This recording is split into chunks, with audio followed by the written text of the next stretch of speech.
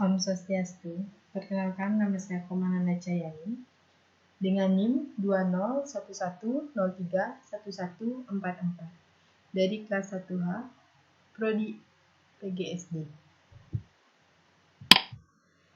Yang pertama, konsep Hindu mengatakan bahwa manusia terdiri dari dua unsur, yaitu jasmani dan rohani.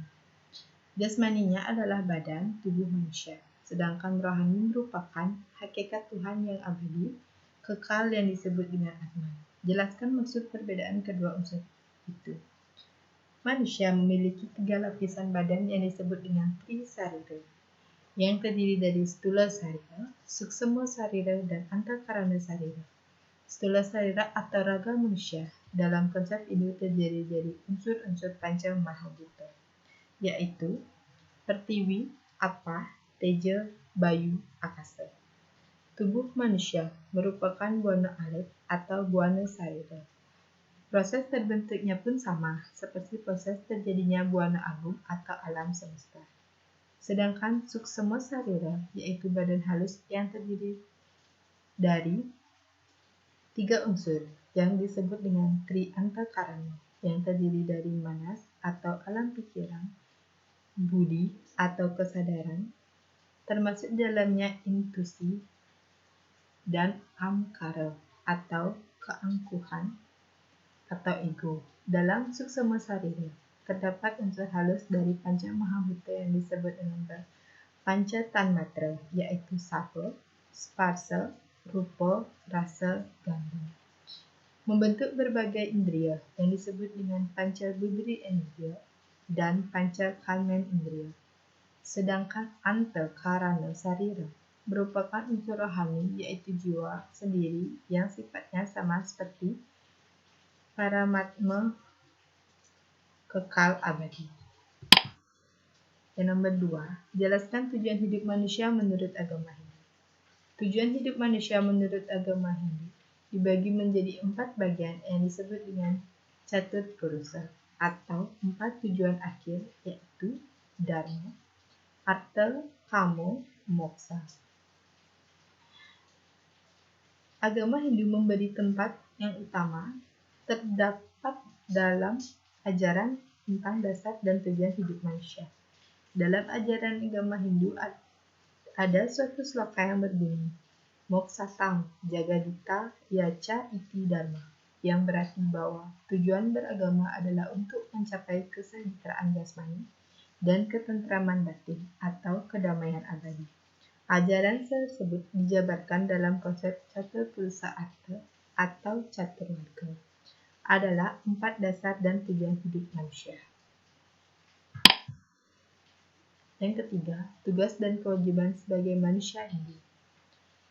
Kecenderungan manusia yang lupa terhadap tujuan karena pengaruh kenikmatan duniawi telah merubah perilaku manusia untuk menyimpang dari ajaran kebenaran. Kenikmatan duniawi tidak berkesudahan ini mempengaruhi perilaku manusia sehingga jalan apapun terkadang dihalalkan sesuai dengan tujuan yang mesti dicapai manusia, yaitu suatu penyatuan kepada yang tertinggi. Maka ini dibarengi dengan tindakan yang searah dengan tujuan tersebut. Tujuan tersebut mustahil akan tercapai jika arah dan jalan yang ditempuh itu salah. Maka hal pertama yang menjadi tugas manusia adalah menjalankan diri, menjalankan etika dan ajaran-ajaran yang mulai dilupakan. Maka keseimbangan dunia akan terganggu. Manusia memiliki tanggung jawab untuk menjaga keseimbangan itu. Dengan pikiran yang dimiliki manusia mampu membuat kehidupan ini menjadi baik maupun hancur. Untuk itulah tugas dan kewajiban utama manusia adalah mengamalkan dan melaksanakan ajaran dharma atau kebajikan yang utama, dengan melaksanakan berbagai yatna demi terjaganya keseimbangan alam semesta. Yang keempat, dalam Bhagavad Gita, di antara beribu-ribu manusia, hanya segelintir orang berjuang untuk kesempurnaan, dan di antara yang berjuang dan sukses, belum tentu seseorang pun mengaku secara benar. Apa makna sloka Bhagavad Gita di atas? Makna dari sloka di atas adalah seseorang yang benar-benar berdedikasi kepadanya secara lahir dan batin, atau secara total itu dapat dihitung jumlahnya dengan jari, karena biasanya manusia itu lupa mengapa ia dilahirkan di dunia ini, yang menjadi ajaran untuk mencapai Yang Maha Kuasa. Manusia kemudian tenggelam dalam ilusi sang maya. Yang begitu ia sadar, maka terasa perjuangannya ke arah Yang Maha Kuasa menjadi sulit, tetapi secara perlahan dan pasti. Kalau ia penuh iman, maka betapapun terjalnya perjalanan, ia akan dituntunnya dengan baik dan suatu saat pasti sampai ke tujuan yang abadi ini. Bahkan para dewa-dewa pun ingin menjadi manusia, karena hanya dengan mengalahkan raga beserta seluruh indera-inderanya, sejalan seseorang dapat mencapainya. Sedangkan dewa-dewa itu tidak memiliki raga. Manusia memiliki raga malah menyalahgunakan raga itu dan melupakan nilai-nilai luhur yang sesungguhnya dari kehidupan yang dikaruniai olehnya kepada kita semua. Seyogianya lah kita memuja dan berdedikasi kepadanya dan menjauhkan nafsu-nafsu duniawi ini yang makin lama makin melindungi seseorang ke dalam lembah yang tak ada ujungnya.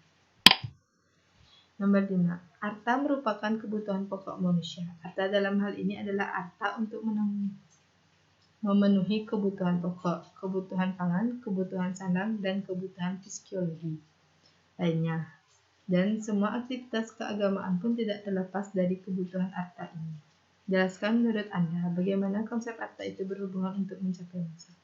Menurut saya, memang benar arta merupakan kebutuhan pokok manusia, itu kebutuhan pangan, kebutuhan sandang, dan kebutuhan fisiologi. Dalam kebutuhan lain dan kebutuhan hidup lainnya, hubungan moksa dengan arta dapat kita lihat dari pengertian moksa, yaitu kebebasan yang abadi, tidak terikat oleh karmapala dan ikatan duniawi, di mana ikatan duniawi ini maksudnya adalah tidak terikat dengan keinginan dan kegiatan duniawi itu harta. Sehingga jika manusia ingin mencapai moksa, dia harus menyeimbangkan kehidupan duniawi dan harus bersikap baik untuk bisa mencapai moksa. Nomor 6. Jelaskan contoh komponen Pancasrada. Salah satu komponen dari Pancasrada percaya dengan adanya punarbawa, yakni adanya penjelmaan kembali yang dialami oleh Atma itu sendiri. Keyakinan ini memberi dorongan agar umat manusia selalu berbuat baik, agar dapat mencapai kesempurnaan. Jika manusia karma belum sempurna, dia akan diberi kesempatan menjelma kembali untuk memperbaiki karmanya yang masih kurang. Atma bisa mengalami penjelmaan berulang-ulang dalam keadaan yang berbeda-beda, sesuai sari karma yang menjadi dasar atau bekal penjelmaannya itu. Maka, penjelmaan merupakan kesempatan memperbaiki karma terdahulu agar memperoleh kesempatan yang lebih baik atau sempurna untuk kehidupan berikutnya. Yang ketujuh, Brahma artinya umat Hindu percaya dan yakin akan adanya Tuhan yang Maha Esa. Berikan contoh pelaksanaan dalam kehidupan sehari. Contoh percaya dengan adanya Tuhan atau Brahma, yaitu ide Sanya Widiwasa dibuktikan dengan adanya pemujaan yang dilakukan umat Hindu di Bali kepada ide Sanya Widiwasa, yaitu dengan mengaturkan canang setiap hari dan melaksanakan persembahyaan. Bahkan bisa melaksanakan hari-hari keagamaan besar lainnya, seperti Galungan, Kuningan, Saraswati, dan masih banyak lagi lainnya. Nomor 8. Jelaskan dan beri contoh Atma artinya umat Hindu percaya dan yakin bahwa percikan-percikan ketuhanan bersemayam dalam diri setiap makhluk hidup yang disebut Atman. Atman adalah percikan-percikan ketuhanan yang bersemayam dalam diri setiap makhluk hidup. Ia merupakan sumber kehidupan makhluk hidup, sehingga dipercaya manusia itu hidup atau bernafas dengan adanya Atman di dalam tubuhnya. Nomor 9. Sebutkan sloka dalam kitab suci Hindu yang menyatakan bahwa karma pala itu adalah salah satu serada yang penting dalam agama Hindu. Sloka 7 kitab Saraswanicaya. Sebab kelahiran menjadi manusia sekarang adalah kesempatan melakukan kerja baik ataupun buruk yang hasilnya akan dinikmati di akhirat. Nomor 10. Bagaimana yang saya pernah bahwa adanya umat Hindu percaya dan yakin bahwa setiap manusia akan mengalami kelahiran kembali, padahal kita tidak pernah ingat kelahiran dahulu. Kepercayaan terhadap reinkarnasi disebut dengan punarbawa, yaitu kelahiran kembali ke dunia berulang kali berdasarkan karma, dan dalam hubungan dengan tubuh manusia digambarkan mengalami rantai lingkaran lahir, hidup, mati sebagai suatu proses. Reinkarnasi merupakan suatu peristiwa kerohanian dialami oleh setiap manusia yang hidup di dunia ini sebelum mencapai moksa kesempurnaan. Baik, demikian presentasi saya. Semoga bermanfaat. Akhir kata saya tutup dengan Prama Santi. Om Santi Santi Santi Om.